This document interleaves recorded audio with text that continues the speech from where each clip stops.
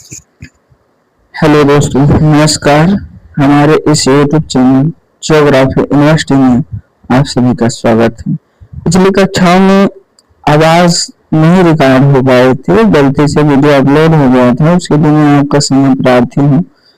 आज कई दिनों के बाद मैं पुनः कोशिश करके जो है लेकर आया हूँ कि शायद इसमें आवाज रिकॉर्ड हो और मैं आपको ज्योग्राफी क्लास 6 का चैप्टर नंबर 1 लेकर आया हूँ। आज से चैप्टर वाइज आपको ज्योग्राफी पढ़ाई जाएगी। चलिए हम ज्यादा समय न गंवाते हुए अपने टॉपिक पर चलते हैं। पहला चैप्टर हमारा है पृथ्वी, मतलब सौर मंडल में पृथ्वी। सौर मंडल में पृथ्वी के बारे में हम इस पहले चैप्टर में देखेंगे।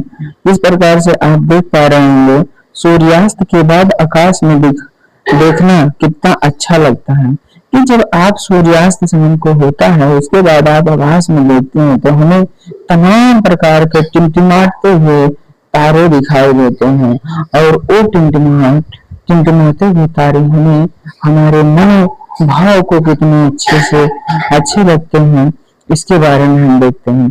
कह रहा है कि आसमान में पहले 1 या 2 चमकते हुए बिंदु दिखते थे, लेकिन बाद में इसकी संख्या बढ़ती जाती है।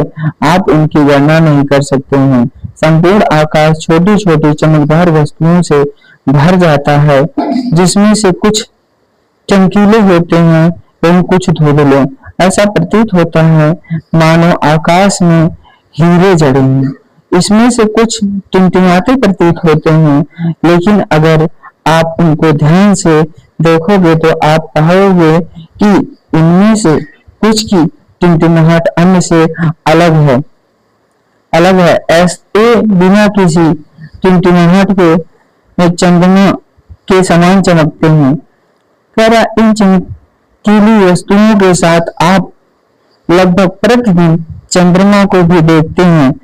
यह अलग अलग समय पर अलग अलग आकार तथा अलग अलग स्थितियों में दिखाई पड़ता है।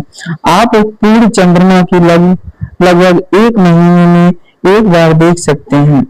यह पूर्ण चंद्रमा वाली रात पूर्णिमा होती है। जब चंद्रमा आपको पूरा दिखाई दे, पूरा गोल दिखाई दे, तो वो रात क्या होती है? पूर्णिमा। यह 15 दिन में एक बार आता है। 15 दिन के बाद आप इसे नहीं देख सकते। यह नए चंद्रमा की रात या अमावस्या होती है। जब आपको पूरी तरह से चंद्रमा न दिखाई दे और पूरी काली घनघोर अंधेरी छाई हो तो वो रात आपको अमावस्या कहलाती है। और इसी प्रकार से क्योंकि अगले दिन चंद्रमा धीरे धीरे दिखना शुरू होता है तो नहीं होता है। ऐसा रात में अगर आसमान साफ है तो आप आसमान का अवलोकन अच्छी तरह से कर सकते हैं। क्या आपको इस बात पर आश्चर्य नहीं होता कि हम दिन के समय चंद्रमा और सभी छोटी चमकीली वस्तुओं को नहीं देख पाते? ऐसा इसलिए क्योंकि सूर्य से अत्यधिक तेज प्रकाश के कारण रात के समय चमकने वाली वस्तुओं को हम दिन में नहीं देख पाते हैं। सूर्य, चंद्रमा तथा वे सभी वस्तुएं जो रात के समय आसमान में चमकती है खगोलीय पिंड कहलाती है। जो रात में चमकती है वो क्या कहलाती है? खगोलीय पिंड कहलाती है। ये कह रहा है कि सूर्य, चंद्रमा तथा ये सभी वस्तुएं जो रात के समय आसमान में चमकती हैं कौन सी पिंड कहलाती है? खगोलीय पिंड कहलाती है। इसके बाद देखेंगे कुछ खगोलीय पिंड बड़े आकार वाले तथा गर्म होते हैं। ये गैस से बने होते हैं। इनके पास अपनी ऊष्मा तथा प्रकाश होते हैं जिसे वे बहुत बड़ी मात्रा में उत्सर्जित करते हैं। इन खगोलीय पिंडों को तारा कहते हैं। सूरज भी एक तारा है। हम इन्हीं खगोलीय पिंडों को क्या कहते हैं?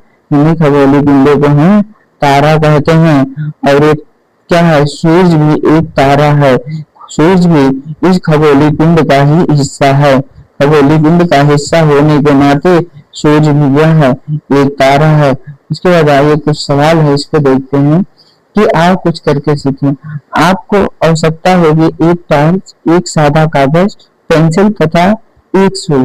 आप इतनी चीज बोलेंगे। फिर कागज के मध्य में टार्च को इस प्रकार रखें कि उसका कांच कागज में क्या रहे, सटा रहे।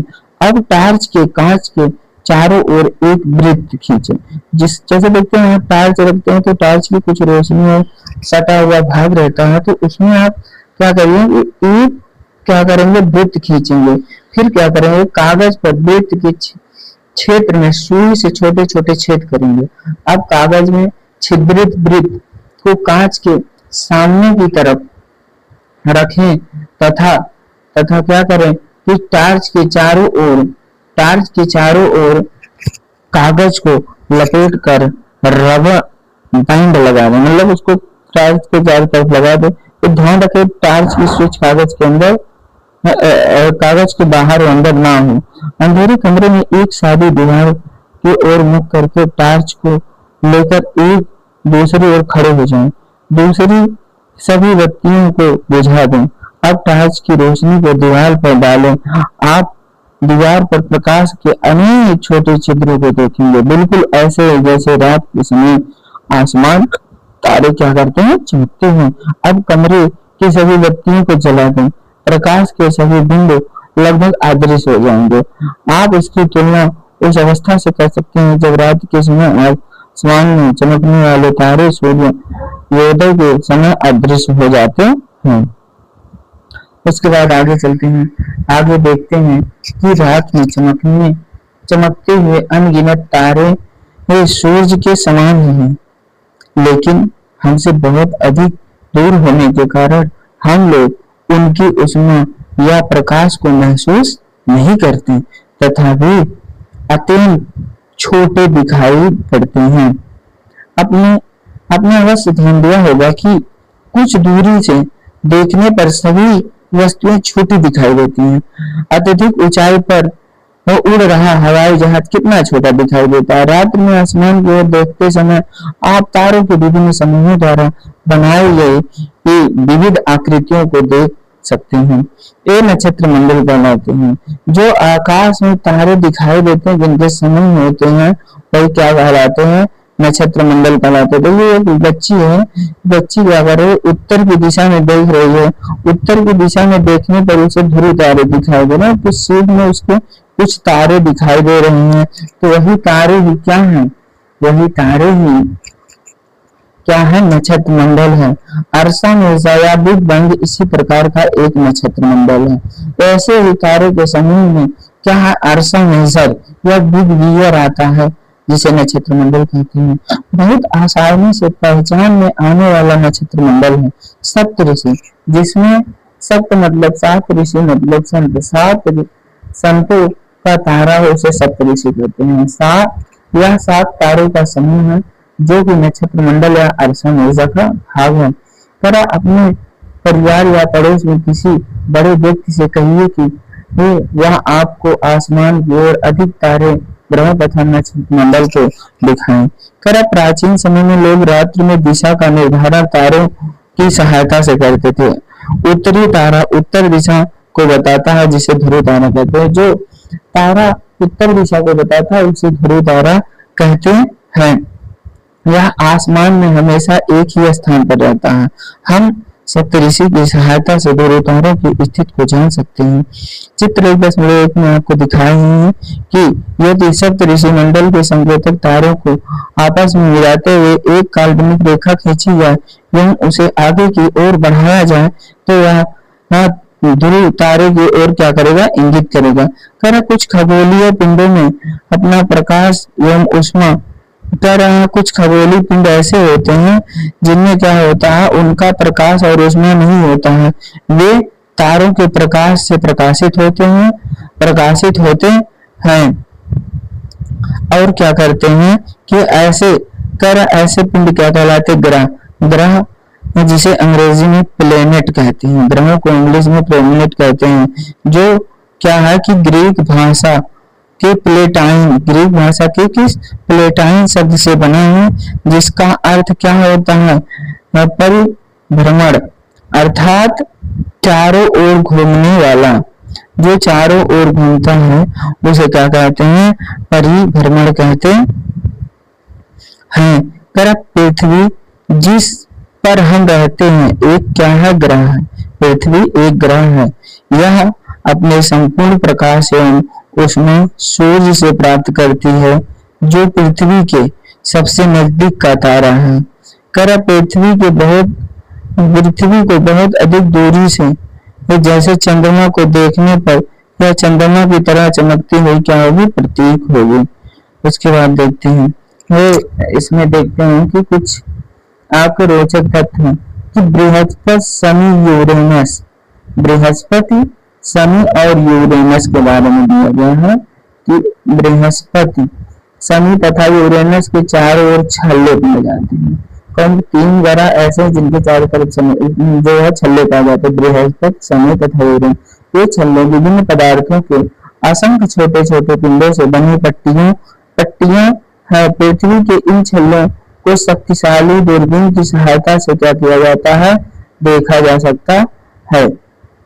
अगले पॉइंट देखेंगे कि देखिए इसमें आपको ग्रहों का चित्र दिखाया गया है। सूर्य से दूरी के क्रम में ग्रहों के क्या है कि चित्र है।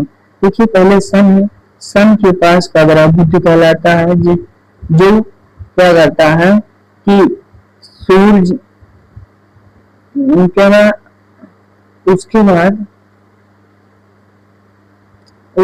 है दूसरा ग्रह क्या है, शुक्र है सूर्य की दूरी के हिसाब से। तीसरा ग्रह आपका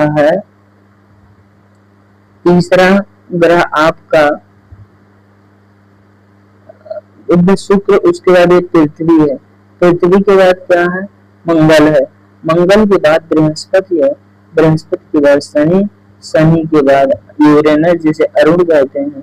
उसके बाद एक ग्रह है वरुण, जिसे नेपच्यून कहा जाता है। अब देखिए आपको बताए हैं कि इसमें बृहस्पति और मंगल के मध्य में कुछ ग्रहों की पट्टी पाई जाती है, जिसे क्या कहते हैं, क्षुद्र ग्रह या एस्ट्रॉयड बेल्ट। यही है एस्ट्रॉयड बेल्ट। क्वेश्चन पूछता है कि एस्ट्रॉयड बेल्ट या क्षुद्र ग्रह किन किन ग्रहों के मध्य पाए जाते हैं, तो आप बताएंगे कि बृहस्पति और मंगल के मध्य एस्ट्रॉयड बेल्ट पाए जाते हैं। अब देखिए इसमें